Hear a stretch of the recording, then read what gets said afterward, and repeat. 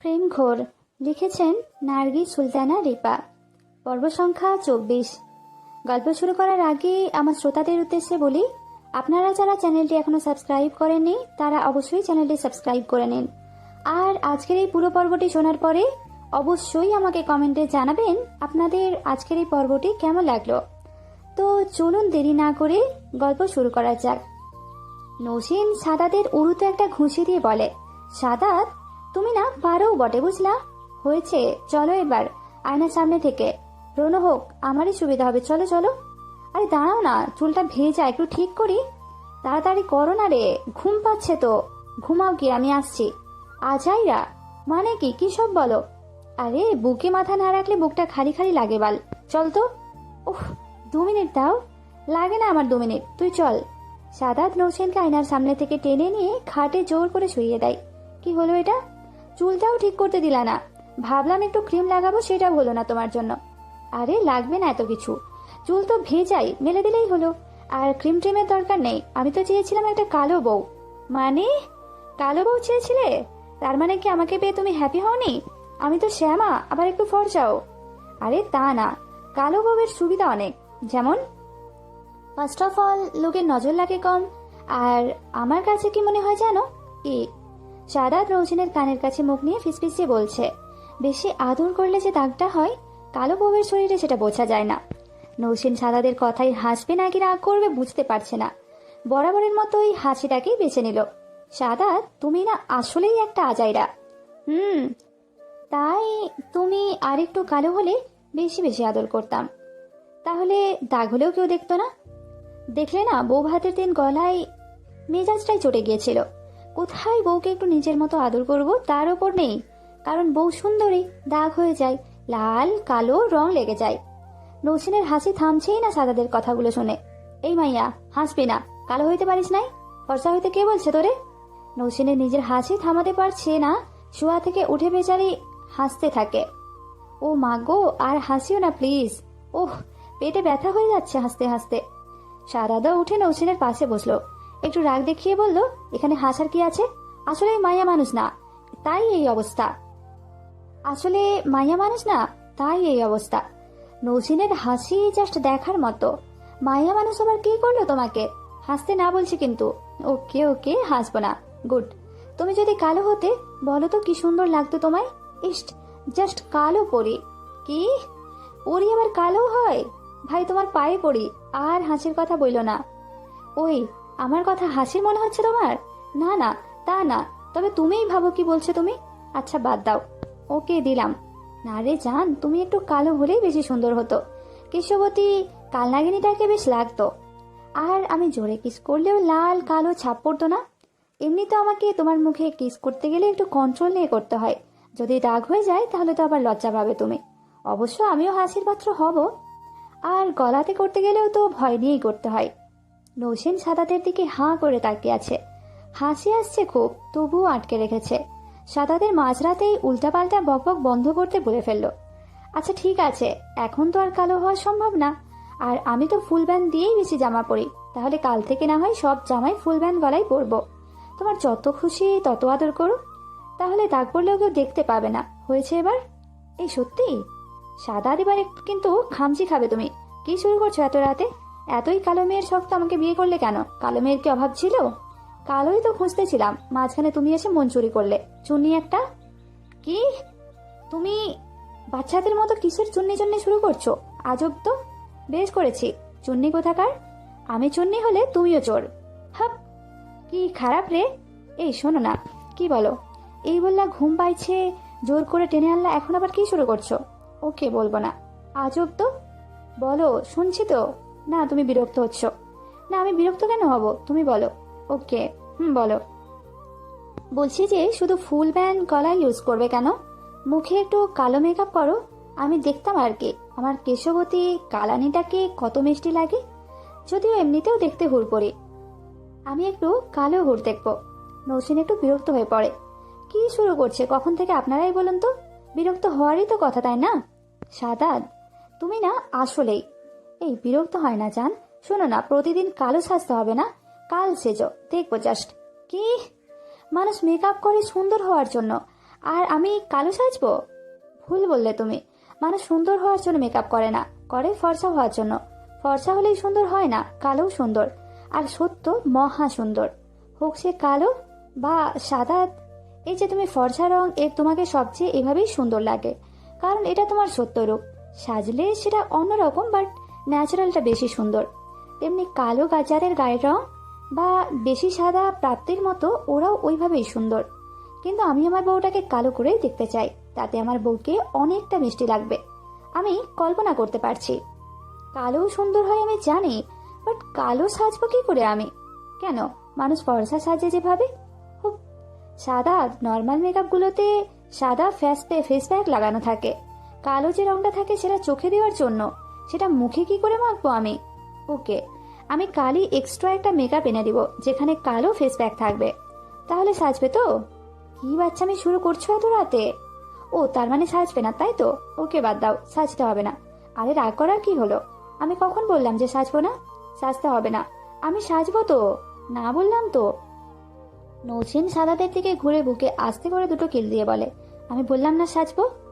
কি বেয়াদব বউ রে বাবা! আমি বেয়াদব এটা বলতে পারলে তুমি? ইয়েস লেডি, হাজব্যান্ডের গায়ে হাত দিলে তাকে বেয়াদবি বলা হয়। আচ্ছা তাই না? তাহলে আমি বেয়াদবি থাকবো সারা জীবন। আবারও সাদাতকে ঘুষি দিতে থাকে। আরে থামো, বুকটা কি সরকারি নাকি? মাথা রাখবে, শুবে, আবার যখন খুশি মারবে। আমার হাজবেন্ডের বুকে আমি যা খুশি তাই করব। আমার ইচ্ছা সেটা, দরকার পড়লে সারা দিন ঘুষি দিব। সাদাত নৌসিনের হাত দুটো ধরে কাছে এনে বলে, আচ্ছা তাহলে আমিও তো আমার বউয়ের বুকে যা খুশি করতে পারি। নৌসিন এক ঝটকায় সাদাদের হাত থেকে নিজেকে ছাড়িয়ে নিয়ে একটু দূরে বসে। হুম, আমি এমনিই ব্যথা পাই, আর তোমার যা লোহার মতো হাত, এক ঘুষি দিলে আমার হার্টবিট বন্ধ হয়ে যাবে, আর আমি তো ডিরেক্ট আমার দাদুর কাছে চলে যাব। সাদাত নৌসিনের গায়ে হেলান দিয়ে বসে। জান, আমি ঘুষি দিব না তো, আমি তো। চুপ, খারাপ, লজ্জা নাই একদম। তোমার কি সব কথা কও তুমি? ছি! তাই কি সব কথা কই আমি? যাও তো, বেশি বেশি। এই প্লিজ, লজ্জা পেও না, তাহলে আবার কিন্তু। ইস, আবার কিন্তু হবে না কিছু, ঘুমাও তো। জান, রিয়েলি বলছি, ইউ আর সো সফট। আর তোমার সেই জায়গার কথা তো বাদই দিলাম, তোমার যৌবনে ঝলে পড়ে মরছে এই যুবকটা। নৌসেন ভ্রুকুঁচকে বলে, সে জায়গা মানে? সব বলতে হয় নাকি? বলো শুনি। মহারানী, আমার বাচ্চারা যা খাবে। হা হা। নৌসেন সাদাতের হাতে জোরে একটা খামচি দেয়। কি খারাপ, বেশরম একটা। ঠিক তাই, ছি, সরো তো। নৌসেন উঠে যেতে নিলে সাদাতকে টান দিয়ে বুকে নিয়ে সাথে সাথে শুয়ে পড়ে।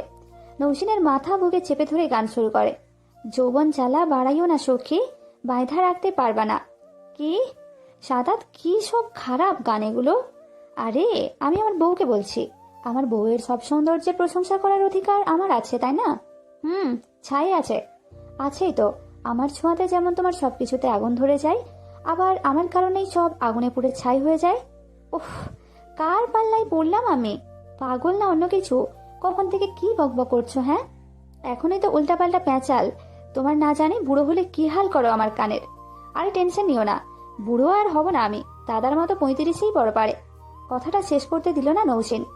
সাথে সাথে সাদাদের মুখে হাত চেপে ধরে নৌসেনের চোখ দুটো ছলছল করছে, মনে হয় পলক পড়লেই নোনার জল গড়িয়ে পড়বে। চুপ, অনেকক্ষণ ধরে সহ্য করছি, তাই বলে সব কথা সহ্য করবো না কিন্তু। সাদাত নৌসেনের হাতটা মুখ থেকে সরিয়ে দিয়ে নৌসেনকে ভালোভাবে আঁকড়ে নিয়ে বলছে, শোনো গল্পটা। দাদা মারা গেছে 35-এ। আমারও মনে হয় আমি সে সময়ে। নৌসেন এমনভাবে কান্না শুরু করে দিল, সাদাত ওই অলক্ষী মার্কা কথাটা আর বলতে পারল না। নৌসেন সাদাতের বুকে শুয়ে থেকে ওকে এমনভাবে আঁকড়ে ধরেছে, মনে হয় ছেড়ে দিলেই পালাবে, এমন একটা ভাব। Sadat please, I can tolerate this. Sadat আসলে একটু মজা নেওয়ার জন্যই বলছিল এসব কথা, কিন্তু ভালোবাসার মানুষগুলো যেসব মজা সহ্য হলেও এগুলো সহ্য হয় না। সাদাত নৌসেনের কান্না থামাতে ব্যস্ত হয়ে পড়ে। আমি মজা করছিলাম জান, দেখি মুখ তুলো দেখি। এই পাগলি, আমি কি সত্যিই মারা গেছি নাকি, যেভাবে কান্না করতেছ? নৌসেন সাদাতের বুক থেকে মাথা তুলে সাদাতের দিকে কান্না মিশ্রিত চোখে তাকিয়ে বলে, কি ভেবেছ কি তুমি? না করছি না করছি আমি, কানে চায় না তোমার কথা? মরার খুব শখ তোমার, তাই না? ও হবে নাই কেন, আমি তো খুব খারাপ মেয়ে, আমাকে যেন সহ্য করতে না হয়, তাই এসব চিন্তা তোমার মাথায় আছে। কান্নার চোটে হিচকি পারতে পারতে এক টানে কথা শুনিয়ে দিল সাদাতকে। সাদাত নৌসেনকে আরো শক্ত করে জড়িয়ে ধরে, জান না সরি, আর হবে না তো। নৌসেন সাদাদের বুকে মুখ রেখে যেন কান্নার মাত্রা আরো বাড়িয়ে দিল। সরি তো, আর বলবো না। আর কি বলো তো, বুড়োটা তো কলেরায় মারা গেছে, আমাকে কি তুমি নর্মাল কলেরায় মরতে দিবে নাকি? তাছাড়া বাবার বয়স এখন 70-এর কাছাকাছি, বাবা এখনো দিব্যি ঘুরে বেড়ায়, আমি মনে হয় 80-তেও তোমাকে নিয়ে ঘুরে বেড়াবো। মজা তাই না? খুব মজা তোমার, কাঁদাতে ভালো লাগে আমাকে তাই না?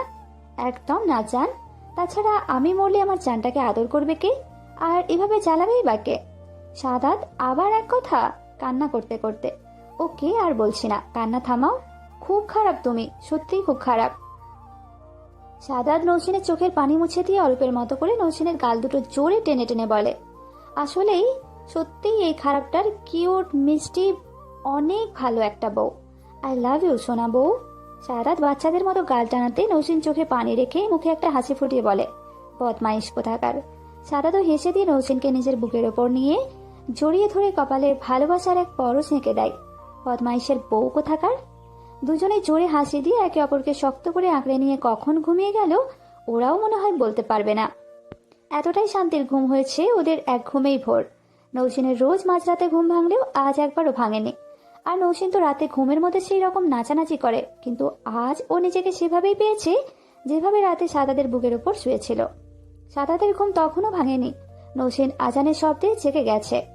অবশ্য মুখ তুলে দেখে সাদাত ওকে খুব শক্ত করে নিজের বুকের সাথে মিশিয়ে রেখেছে। মূলত সাদাদের এমনভাবে জড়িয়ে ধরাতেই নৌসিন ঘুমের মধ্যে নাচানাচি করতে পারেনি আজ। সাদাদের মুখের দিকে তাকিয়ে নৌসিন মিষ্টি একটা হাসি দেয়। সাদাত উপর থেকে ওর এলোমেলো সব চুল সরিয়ে নিল, তারপর সাদাত চুলগুলো আস্তে করে ছুঁয়ে দিল, দাড়িগুলোতে স্লাইডিং করে মুচকি একটা হাসি দিয়ে একপাশে আলতো করে চুমুকে দিয়ে উঠে পড়তে চাইলেও পারে না। সাদাত ঘুমের মাঝে ওকে শক্ত করে দু হাতে জড়িয়ে রেখেছে। এই ঘুম পাগল। সাদাত ঘুমে। ফজরের নামাজ পড়ার জন্য কত এলাম দিয়ে রাখতো বেচারা, তবুও সকালবেলা উঠতে পারতো না। আর সেই মানুষ কি না এই একটু ডাকে ভোর 5টায় উঠে যাবে। নৌসিন আবার ডাকে, সাদাত উঠো, আজান দিয়ে দিয়েছে, নামাজ পড়বে না? সাদাত বিভোরে ঘুমাচ্ছে এখনো। নৌসিন জানে এত সকালে সাদাতের ঘুম ভাঙানো একটু খাটাখাটনির ব্যাপার, তাই কি করার, ডাকতে থাকে সাদাতকে। অ্যাটলিস্ট নামাজের জন্য তো উঠতে হবে, নাহলে বরাবরের মতো 7:30টায় ওর ঘুম ভাঙবে। সাদাত আর কত ঘুমাবে, ওঠো। নৌসিন সাদাতের গালে হাত দিয়ে নাড়িয়ে ওকে বারবার ওঠায়, তবুও ওঠার নাম নেই। আর উঠাবেই বা কি করে? নৌসিন যেভাবে গালে নাড়া দিচ্ছে মনে হয় জোরে দিলে সাদাত ব্যথা পাবে। এভাবে দিলে ঘুম আরো গভীর হবে, আরো জোরে ডাকতে হবে গো, জোরে ধাক্কা দিতে হবে। নৌসিন নিজের গলায় সাউন্ডটা আর একটু বাড়িয়ে রাখ দিল, সাহেব শুনছেন, উঠুন। ওরে বুঝেছি, এভাবে ডাকলে হবে না।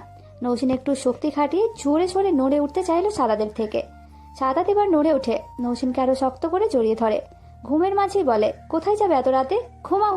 এই সুযোগে নৌসিন সাদাতকে উঠাতে জোরে জোরে কথা বলতে শুরু করে। ঘুমন্ত মানুষকে আসলে এত জোরে ডাকতেই হয় না, তাই নৌসিন আস্তে করে ডাকছিল। অনেকে ঘুম ভাঙানোর জন্য চিল্লিয়ে চিল্লিয়ে ডাকে, এটা ঠিক না, এতে মস্তিষ্কের ক্ষতি হয়। যেহেতু সাদাত কথা বলেছে তার মানে ওর ঘুম একটু হলেও ভেঙেছে, তাই এখন জোরে আওয়াজ করাই যায়।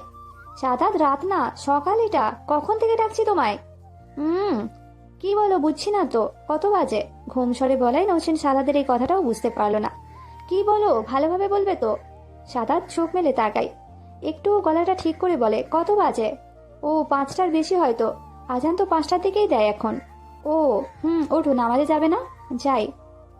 তাহলে ওঠো। বলেই সাদাত নৌসিনকে চেপে ধরে নিজের বুকে। আর একটুর জন্য নৌসিন সাদাতের ভেতরে যাওয়া বাকি আর কি। উফ, এত জোরে ধরে নাকি মানুষ, দম আটকে যাবে তো আমার। তাই? আর আমি যে সারা রাত বুকের উপর রাখলাম তার বেলা, রাতে তো ফুটবল খেলো তুমি, কোনো রকমে ঠিকঠাক করে বুকে আটকে রেখেছিলাম, তার কি?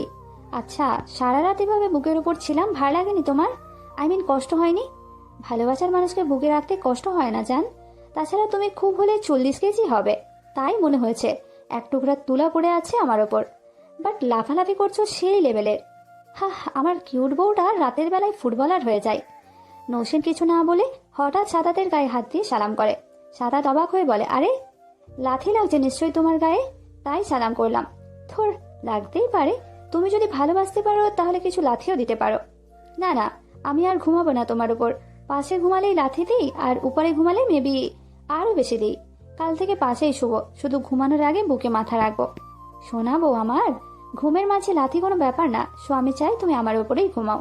আর ঘুমটা আজকে বেস্ট হয়েছে, কারণ আমার প্রাণ পাখিটা আমার বুকেই ঘুমিয়েছিল। ইস, রোজ রোজ বুকে এভাবে ঘুমালে তোমার কষ্ট হবে, তার চেয়ে আমি বুকে মাথা রেখেই ঘুমাবো, তাই ভালো। আচ্ছা, সেটা পরে দেখা যাবে। এখন ওঠো, তা না হলে মসজিদে জামাত পাবে না।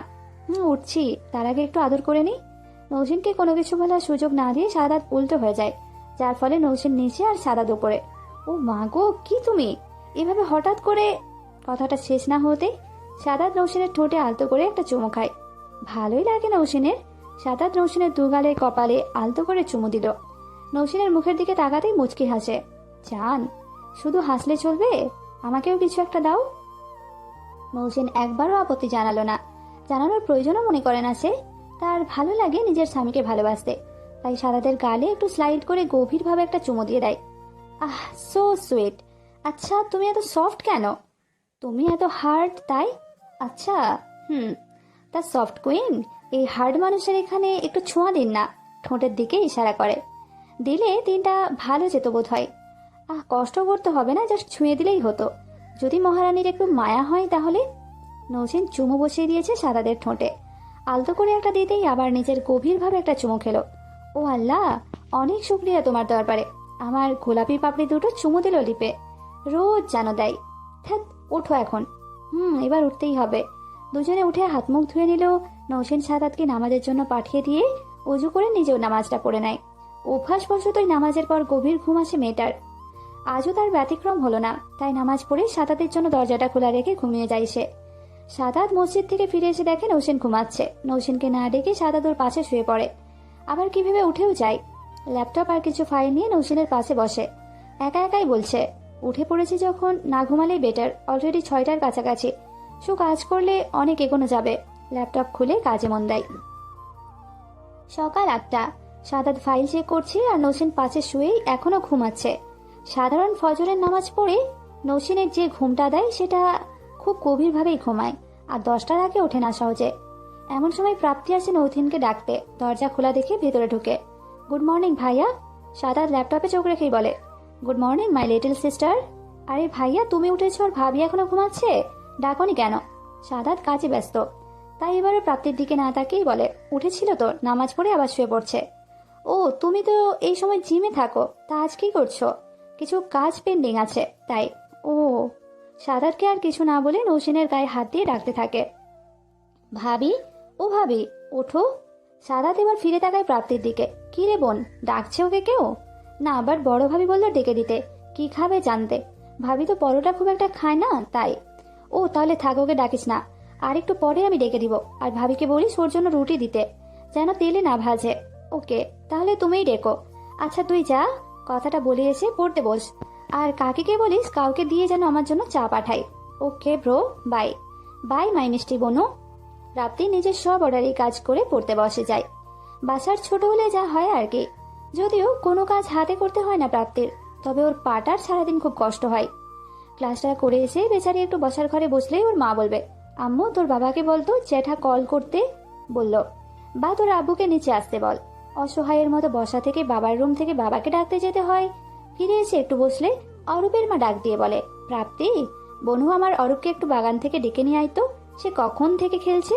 আবারও পাটাকে কষ্ট করতে হয়। কাজটা শেষ করে এসে খেয়ে একটু পড়তে বসে। পড়া শেষ করে রাতে ডিনার করতে যাবে। বেচারির আবার ক্ষুধা পায় বেশি, তাই 5-10 মিনিট আগেই খাই। খাবার দেওয়ার আগে বাটি থেকে একটু একটু করে খাওয়া শুরু করে। তখন আবার জেঠি বলে, সোনা মা, মাছ ভাজাটা খেতে খেতে যাও আর তোমার রিদি আপুকে খাওয়ার জন্য আসতে বলো। কি আর করার, হাতে একটা মাছ ভাজা, বেগুন ভাজা, এক টুকরা গোস্ত নিয়ে খেতে খেতে যাই আর ডেকে নিয়ে আসে। তারপর খেয়ে আবার সবাই বলে, প্রাপ্তি ফোন চালাবে না, গিয়ে 1টা পর্যন্ত পড়ে ঘুমাবে। রাতে এফবিতে ঢুকে সময় একদম নষ্ট করবে না। সারাদিন পড়া, ক্লাস, আবার সমান এমন অর্ডারে কাজ করে ক্লান্ত হয়ে পড়ে মেয়েটা। তবে অর্ডার যেমন বেশি পায়, সবার ছোট হয় আদরের ভাগটাও বেশি পায়। 9টায় সাদাত কাজ এক পর্যায়ে থামিয়ে নিয়ে নৌসিনকে ডাকতে শুরু করে। যদিও নৌসিন উঠতে যায়নি, পরক্ষণেই ওর মায়ের বলা কথাটা মনে পড়ে যায়, তাই এক লাফে উঠে পড়ে। আগে ডাকেননি কেন? 9টা বাজে, তাই। ওঠো না, আরো আগে ডাকলে তো ডেকে দিলেই উঠতাম। ইস, সবাই কি ভাববে বলো তো, নতুন বউ বেলা 9টা অবধি ঘুমায়। মা আমাকে বারবার বলে দিয়েছিল সকালে না ঘুমাতে। ভাবি আর কাকিকে হেল্প করতে বলে দিয়েছিল, বারবার করে বলেছিল, দরকার পড়লে বিকালে ঘুমাতে বলছিল। এখন একটু পরেই মা ফোন দিয়ে যদি শুনে আমি 9টায় উঠলাম, মা আমাকে খুব বকবে। কাহিনী, তোমাকে আসছিল প্রাপ্তি ডাকতে, আমি না করেছি। আর মা কি বলেছে, ভাবি আর কাকিকে হেল্প করতে? বউরা তো তাই করে। একটা চর দিয়ে না সব দাঁত ফেলে দিব। আমি কাল ভাইয়াকে ফোন দিয়ে বলছি তোমার সব বই দিয়ে আরফানকে দিয়ে পাঠিয়ে দিতে। আজ থেকে স্টাডি শুরু করবে। কাজের জন্য বাসায় অনেক সার্ভেন্ট আছে, তোমাকে আমি কাজ করার জন্য নিয়ে আসি নাই। আর সকালবেলা তো কখনোই রান্নাঘরে যাবে না তুমি। ভাবি আছে, কাকি আছে, ওরা দেখবে। মন চাইলে ঘুমাবা, না চাইলে পড়বে। কি বলো? তাই বলে একটু হাতে হাতে সাহায্য করবো না? না, করবে না। প্রাপ্তি রিদি যেমন থাকে তুমিও থাকবে। বাড়তি কিছু চাপ মাথায় নেবে না।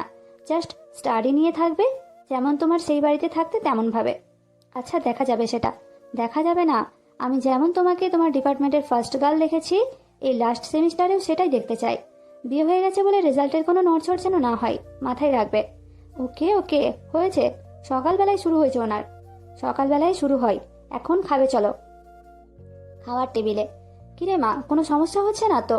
না বাবা, গুড। নিজের বাড়ি এটা, বুঝছো? শ্বশুর শাশুড়ি আছে বলে কোনো রকম ফর্মালিটির দরকার নেই। পিচ্ছি মেয়ে পিচ্ছির মতোই থাকবে, সারা বাড়ি হেসে খেলে বেড়াবে। Just like our Praptimoni. জি বাবা। নসীন শ্বশুরের কথা শুনে খুব খুশি হয়, আবার মনে মনে ভাবে 22 বছরের একটা মেয়ে নাকি পিচ্ছি।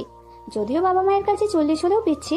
আল্লাহ তোমার কাছে অনেক শুক্রিয়া, এমন মা বাবার মতো শ্বশুর শাশুড়ি দেওয়ার জন্য, নিজের লোকের মতো আপন লোক দেওয়ার জন্য। এই বাড়িতে 3 বেলায় সবার সাথে খাবার খাই, আসলে এটাই করা উচিত। এতে পরিবারের সবার মধ্যেকার বাঁধনটা আরো জোরালো হয়। আজকের এই পর্বটা কেমন লাগলো অবশ্যই কমেন্ট করবেন, আর ভালো লাগলে লাইক, কমেন্ট আর চ্যানেলটাকে সাবস্ক্রাইব করবেন।